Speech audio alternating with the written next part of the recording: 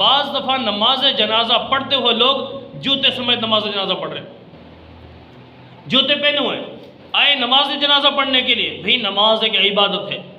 اب بعض لوگ کہتے ہیں کہ بھئی اس سے نماز ہو جاتی ہے، کوئی کہتا ہے نہیں ہوتی، کوئی کچھ کہہ رہا ہے، کوئی کچھ کہہ رہا ہے۔ لیکن میرے بھائی سادہ سی بات ہے، آپ نہ مجھ سے پوچھیں نہ کسی اور سے پوچھیں، اپنے دل سے پوچھ کے دیکھیں کہ میرے بھائی اگر انہی جوتوں کے ساتھ جس حال میں یہ جنازہ پڑھنے لگا ہوں، اسی حال میں اگر میں مسجد میں جا کر اپنی فرض نماز ادا کروں گا تو میری فرض نماز ادا ہو سکتی ہے کہ نہیں؟ اپنے دل سے پوچھیں، انہی جوتوں سمیت فرض نماز میری ہو جائے گی؟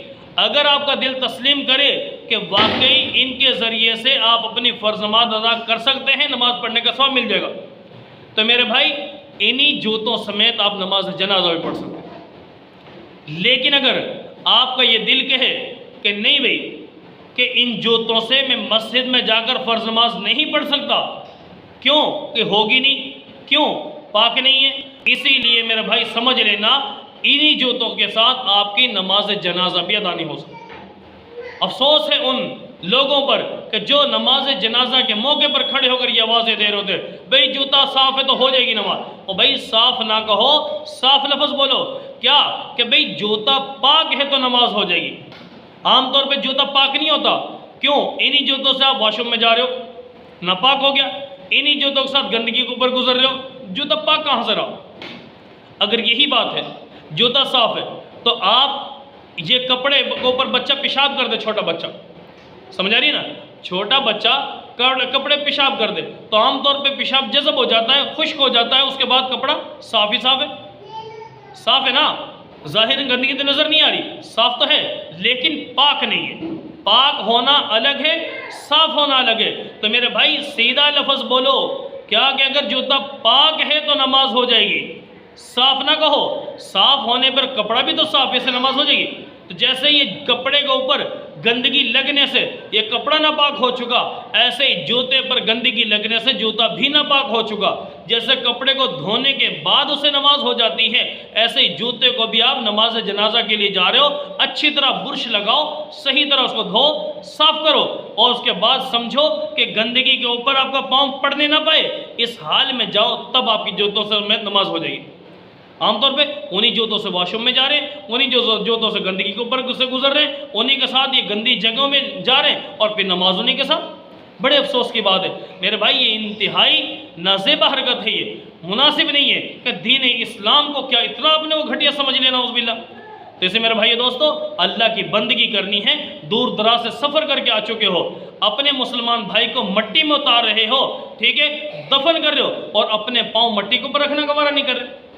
بعض جوتوں کے اوپر پاؤں رکھ لیتے ہیں، اجازت دیتے ہیں علماء، لیکن حقیقت یہ ہے کہ بھائی اس سے بھی بہتر کیا ہے، آپ اپنے جوتے 1-2 منٹ کے لیے سائیڈ پہ رکھ دیں اتار کے، سمجھا رہی نا؟ آپ تب اس کے مطابق نماز جنازہ ادا کر لیں۔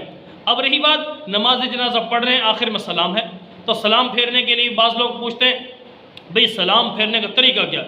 کوئی سلام پھیرتا السلام علیکم ورحمۃ اللہ، تو ادھر ایک طرف ہاتھ چھوڑ دیا، دوسری طرف سلام پھیرتے ہو دوسرا ہاتھ چھوڑ دیا۔ تو میرے بھائی سادہ سی بات میں عرض کر دوں، السلام علیکم جو پہلا سلام، اس وقت ہمارے ہاتھ بندے ہونے چاہیے، کیونکہ نماز بھی عبادت تھی، ٹھیک ہے، پوری نماز ہم اللہ کا ذکر کر رہے تھے، نماز میں بھی بندگی کر رہے تھے ہاتھ باندھ کر۔